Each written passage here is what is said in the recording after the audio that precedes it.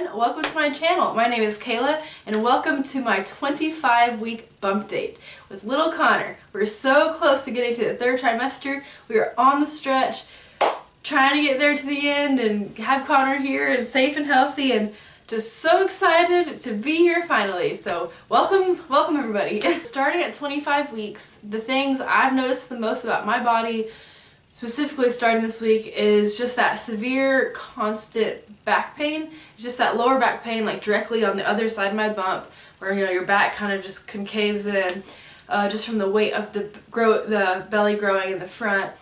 And I've been trying to work on my posture. I follow like the Expecting and Empowered sister duo company that they're kind of, the younger one's a pelvic floor and physical therapist, and the other one's a registered nurse, and they're both just empowered with knowledge of birth and how to help your body. So I've been following them of how to have good posture to prevent backaches and how to move properly to prevent, diastasis recti and pelvic floor issues and back issues, and just not to waddle when you're, fully pregnant, and just different tips and tricks throughout the time. And that's been helping a lot. I just work on my posture a lot, especially when I'm walking the dog on uneven terrain, and how I'm sitting, how I'm standing. A good mixture of both. So I've been dealing with kind of persistent back pain. My acid reflux has finally let up a little bit, not by just happenstance, but by putting in the time and effort of research and finding what works best with my body through trial and error. I, have to eat smaller, more frequent meals because there's just not as much room in my stomach, and that actually my body can digest that a lot quicker and more effectively, and I'm not as much pain or discomfort, and I don't eat close to bed at all, and my meals just get smaller as the day goes on, and that helps. So when I lay down at night, I don't have to rely on Tums and or have that reflux coming back up in my sleep or just while I'm laying down, or having the burning sensation. So I'm not even having to sleep with two pillows raised anymore. So I can just have my one pillow, don't even have to have Tums, and I'm not uncomfortable. So I think that's the key, for me at least, and not having to rely on medicine. I don't like to do that, especially with Tums. Just, there's nothing wrong with it, but you just never know.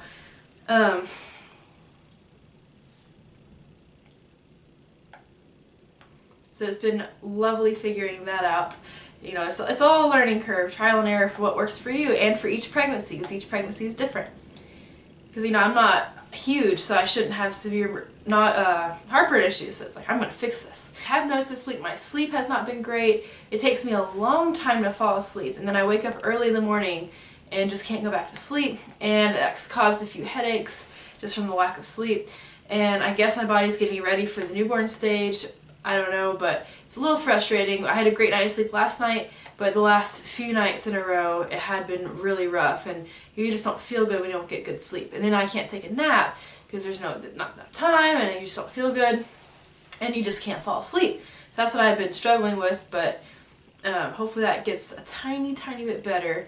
Probably not. But yeah, so the amount of food I've been eating every day has dramatically decreased, and my weight gain has very much slowed down, just trying to fix the acid reflux issue, and I feel a lot better. And I had been dealing with feeling so yucky for a few weeks now, and I couldn't figure out why, and I'm thinking feeling great because I was eating too much sugar, but that's what was working for me at the time, because you just have to eat what works for you best in that time. And so I don't know if it means I have gestational diabetes, and I'll find out here soon when I take the glucose test, but I've just been significantly cutting out processed pure sugar foods like Little Debbie honey buns, ice cream, anything that's just pure sugar that just spikes your insulin, tons of carbs, tons of sugar, tons of everything. Just cut that all out. My main sources of food now are like, not keto of course, but like that type of food, like the cheeses, the meat, lean meats, the vegetables, fruits. So that's been a really big source of my diet right now, and I've been feeling so much better with that too, of just not feeling just icky and nauseous all the time. So just cutting out sugar, which makes me sad because I really enjoy eating sugar, but apparently Connor takes after his dad and does not enjoy eating sugar. and that's protecting me probably from getting either full-on gestational diabetes or having to redo the test. So I'm all for it, and it's making me feel better. So those just are the things I've been dealing with recently, and I'm just trying to navigate through. Little Connor, he's been growing, and his kicks get a little bit stronger each week. We took our first birthing class at the end of this 25-week, it was 25 weeks and 6 days, and it was a really, really great experience. We learned so much, and I feel so much more prepared going into this because I'm just a nervous person that likes to be over-prepared. I'm cautious. So Cody and I spent like from 9 a.m. to 4 p.m. on Saturday to this birth class that's run through my OBGYN, and we got to have a kind of semi-hospital tour next door where I'll be delivering. And I mean, the instructor is just fantastic. I've learned so much. Took so many notes. I was the only one taking notes. I asked like 50 questions. I want to be prepared. I want to be empowered. I want to feel calm and confident that I'm not going to die while I'm delivering and nothing's going to happen to him. So I'm just trying to ease my nerves, and we had to watch an actual vaginal delivery and cesarean section be performed. There were small videos, but it was kind of intense. I plan on getting the epidural. Props to you ladies who don't need it. I think it's fantastic, and a lot of people end up doing that way because they come in too late and have no choice. But I just figure, you know, I know I have scoliosis, but if there's an option to have pain management, I might go that route. So I think I'm going to be getting the epidural, and Cody of course supports that. No need to be no need to have a traumatic PTSD, long-lasting experience, and my main goal is just to avoid a C-section, honestly. So that's my biggest goal and fear. I know everyone has C-sections. It's like 32% in the southeast region, the U.S. The rate of C-section. So I'm trying to avoid that, but because that's a major surgery. I know they do every day and it's safe, but that's surgery, and I don't want to have to spend extra time trying to heal. And I want to be able to bond with my baby, and I don't want it just being cut open. I did ask the lady, is it true you put they put the intestines on a plate next to you? And she's like, not the intestines, but they do fully expose your uterus. And I'm like, well, that's alright. As long as it's not my internal organs just put on a plate next to you. So, with Connor's movements, I've been feeling now well above my belly button, because he should be. The top of my uterus is now 2.5 inches above my belly button, so it makes sense that I'm feeling him a lot higher, because he used to just sit so low and all I would feel is kicks down there, which I still do, but I feel a lot more widespread and higher. So he's exploring his space, and my uterus is stretching. At this point, the amniotic fluid is going to start to decrease a little bit, so I'll be able to feel him move a little bit more, and he'll have a little less space, so his movements will be more pronounced. This week, his testicles will be descending into the scrotum, where they had been developing in the abdominal cavity, where it's warm and, you know, that's where it's best developed. I guess it's kind of like the ovaries. They stay inside, so the testes stay inside, and they eventually descend. So that's where we're at. So a lot of times it doesn't descend until birth, but I think this week is typically when that starts to happen. I read in my book. I've not experienced any Braxton Hicks contractions, which are going to be starting soon. I read in my book, thank goodness. I've not experienced round ligament pain. I've not experienced stretch marks, no leg cramps, no extreme cravings, no extreme hunger yet, not even really over hungry. Like, I'm hungry now, but I haven't eaten yet.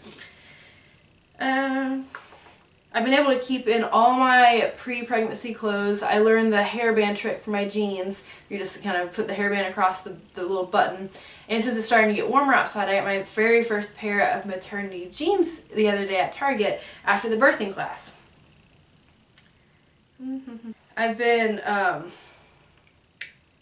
not great with getting the prenatal workouts kind of still through the second trimester, because they end up just hurting my back for like 4 days straight, and it's almost like, is it worth it? You know, I'll have no pain until I do that, and then I'm suffering for 4 days, can't walk Lucy, can't do normal activities, so it makes me feel almost like, is it worth working out where I can just walk a long time with Lucy and just stay active, and that's my form of exercise. So I'm kind of trying to weigh the pros and cons, the risk and benefits there, because I know exercise is so important, but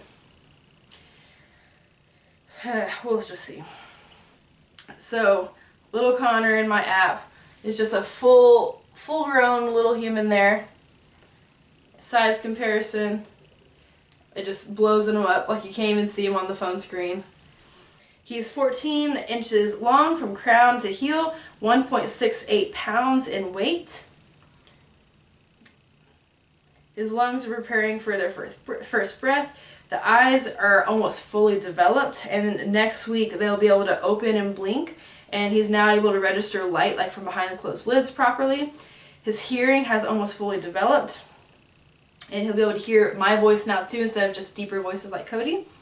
He's still the size of a papaya, a bunny rabbit, and a chocolate cake. This week the newest cravings I had, if you consider it cravings, are salt and vinegar chips from like Lay's. Just absolutely incredible. Eliminate anything bitter. I think that was what I had last week too. So that's the end of last week. Here's my bump picture that I take every week. You'll see on the front of this YouTube video. Growing away. So excited. This week I'm starting to prepare for my baby showers coming up. You know, just trying to get that together. I've got to start packing my hospital bag. Worst case scenario, we've got to deliver, you know, anytime from now until he's here early. And I've got my nursery pretty well set up. My registry is complete online. I've got all that figured out. I need to start reading what to expect when expecting the first year, because I've pretty much got pregnancy down, but I feel very unprepared for when he gets here. The birthing class has helped a lot, but I just need to know the milestones after newborn care, because the birthing class was great for newborn care, but after, you know, the first like 2-3 months, I don't know what to expect. What, you know, when does he roll over? When does he crawl? I don't know. Thanks for tagging along. Stick around next week for 26 weeks, the start of the 3rd trimester. Unofficially, officially, it's debatable. But anyway, thanks again for tagging along. Bye! I have my bump picture, or update. I know I'm wearing a dress today for kind of the springtime, but I don't want to be seeing my actual belly since I'm wearing a dress. But here we have beautiful baby Connor, just bumping along. It's still snug in there. Yeah, in a dress you can't even tell I'm pregnant. I'd have to just highlight it. Baby on board. Yay!